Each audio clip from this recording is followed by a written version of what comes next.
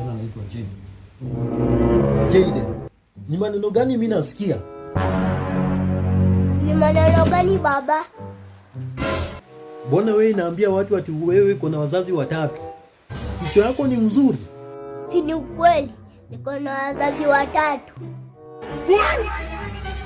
Wazazi watatu waje? Wa kwanza ni Mungu. Wa pili ni wewe. Wa tatu ni mwalimu. Baba, wewe ndo hauna kichwa mzuri.